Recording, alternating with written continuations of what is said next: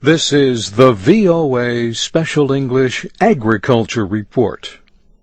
George Ballas of Houston, Texas, lived a long life.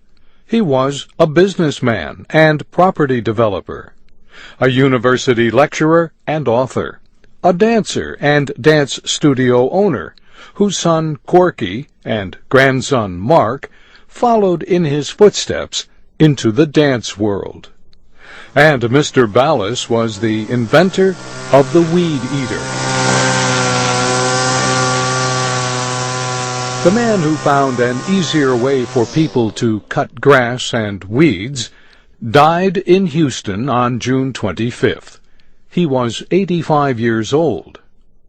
George Ballas was born in Louisiana. He joined the military at 17. He served in World War II and the Korean War. After the military, he became a dance teacher and executive in the dance school industry. In the 1950s, he built a dance studio of his own in Houston. People called it the biggest in the world. Dance City, USA had 120 teachers. Mr. Ballas sold the studio in 1964. By the early 70s, he was on to the next big thing. The idea had come to him at a car wash. He watched the needle-like bristles of the brushes as they went round and round against his car.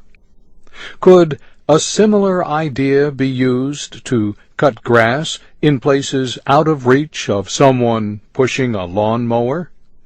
To find out, he placed lengths of fishing line through holes in a tin can. He attached the can to the spinning part of a motorized grass edger. The result? A revolution for millions of people who cut grass for a living or just to keep their neighbors happy. His invention grew into a company which he later sold. George Ballas became known as the Weed King. As he once told the Houston Chronicle, a weed eater comes along once in a lifetime. Today, the idea lives on in a new generation of string trimmers and edgers that people often call weed whackers.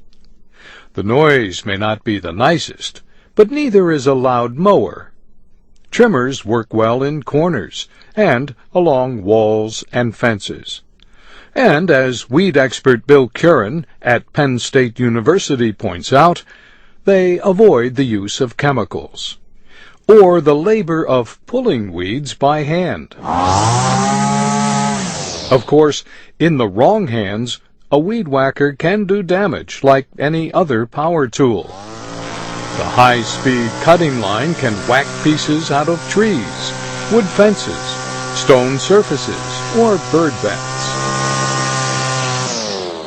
In 1952, George Ballas married Maria Luisa Marulanda, a Spanish flamenco dancer and film actress. They were together for 59 years until his death. And that's the VOA Special English Agriculture Report, written by Geraldine Watson. I'm Bob Doty.